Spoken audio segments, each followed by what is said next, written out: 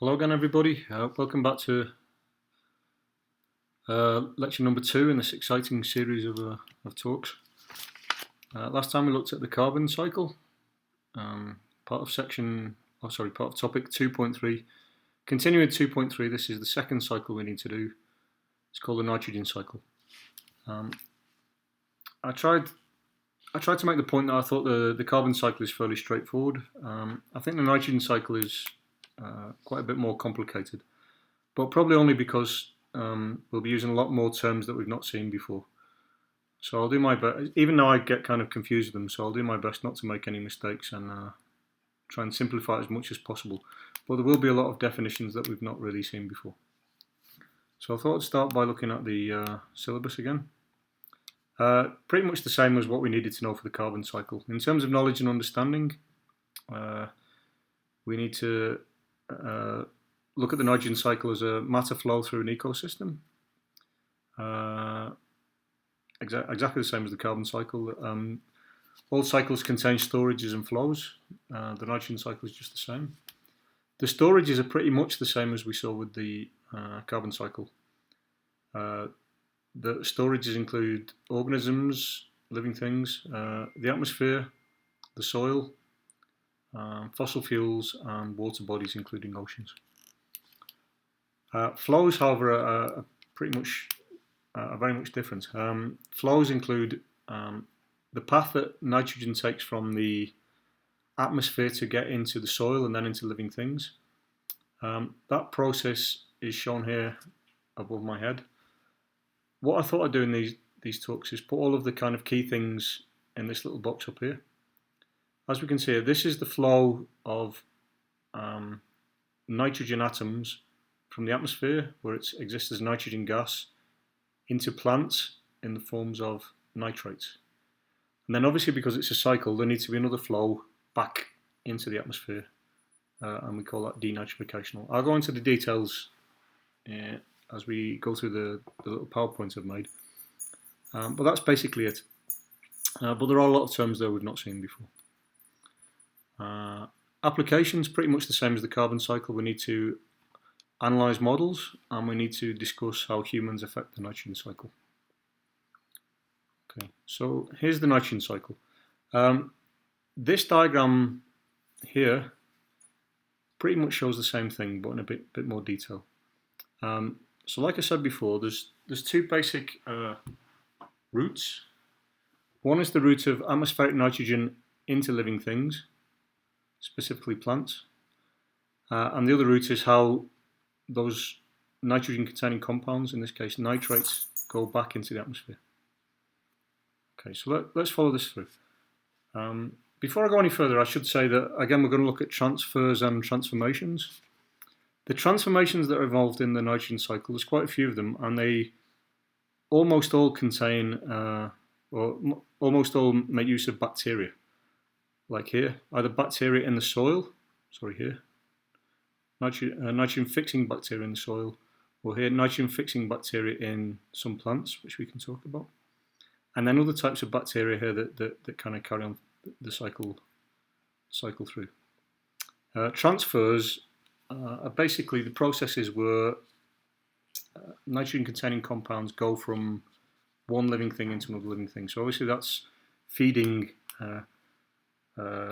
processes at all the trophic levels, and it also includes the absorption of nitrogen-containing compounds, nitrates, into living things, in this case through the roots.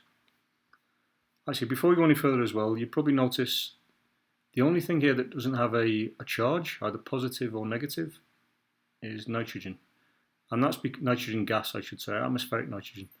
That's because it is a gas, it exists in the atmosphere as two nitrogen atoms joined together. Once we fix the nitrogen, or it gets into firstly the soil in the form of ammonium, then it's basically dissolved in water. And when you dissolve compounds in water, they become ionized.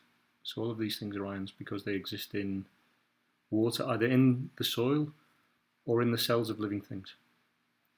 Okay, so as I said before, there's two basic processes. Here, this route, I've not made it very clear, but this route here from nitrogen gas to nitrates in the soil and then into the plants is a process called nitrification. The process of getting the nitrates back into the atmosphere is called denitrification. So those are the two main processes. Okay, so just like we started with the carbon cycle, we started with carbon dioxide in the atmosphere. I think a good starting point here is to start with nitrogen in the atmosphere, or nitrogen gas in the atmosphere, N2. So there's basically two routes it can go.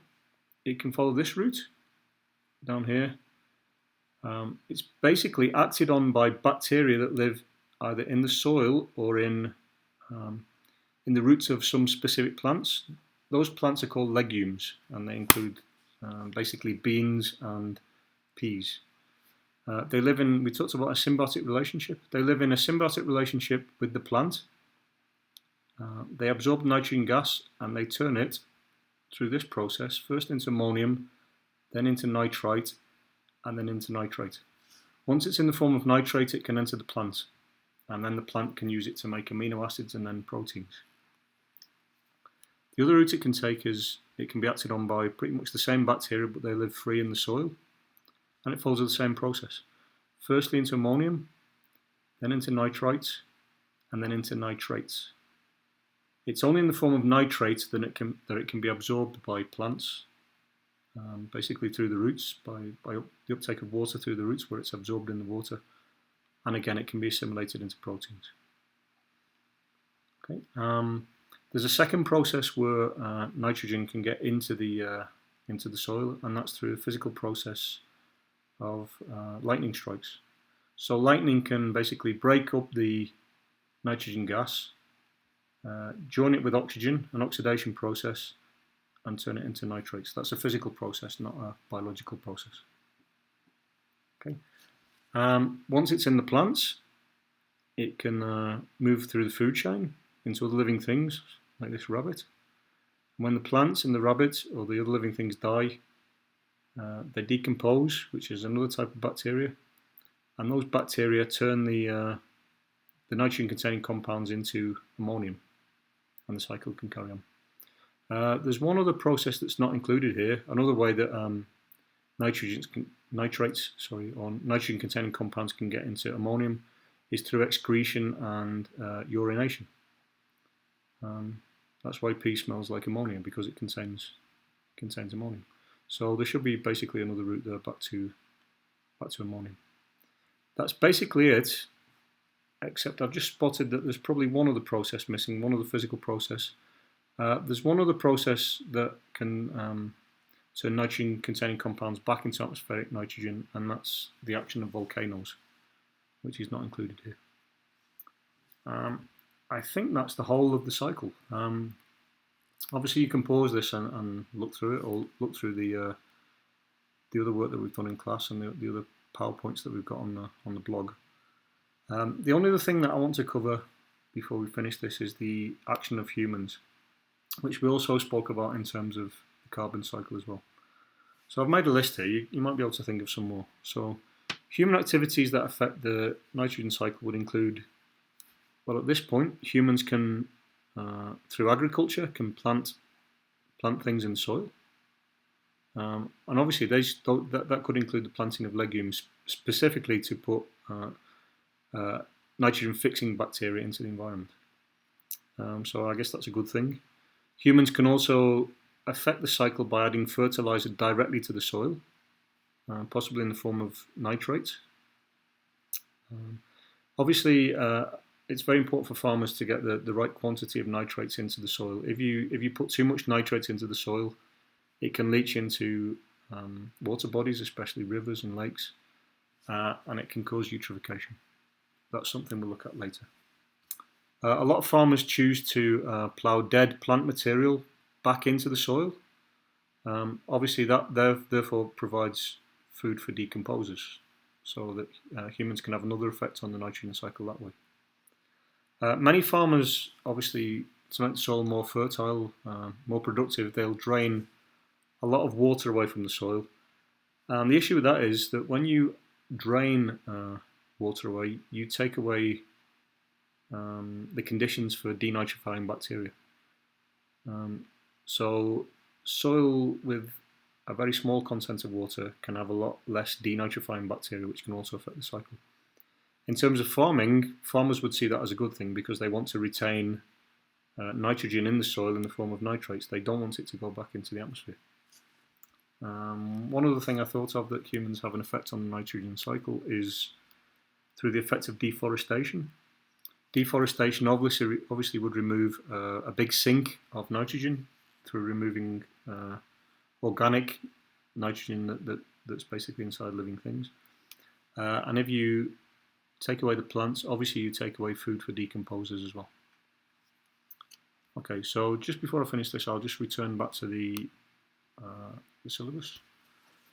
So we looked at the storages in the nitrogen cycle. We looked at the flows in the nitrogen cycle.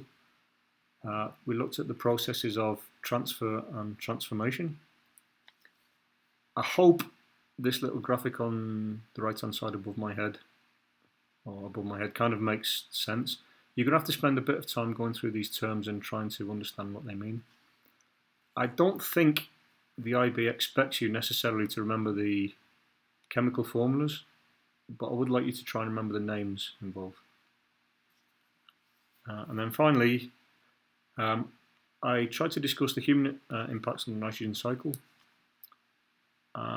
We haven't looked at quantitative models, but I'll try to include that in the work that I'm going to put up with this video once I upload it for you. Okay, so that's as much as I want to do on this topic. Hopefully you followed it again and you followed it okay.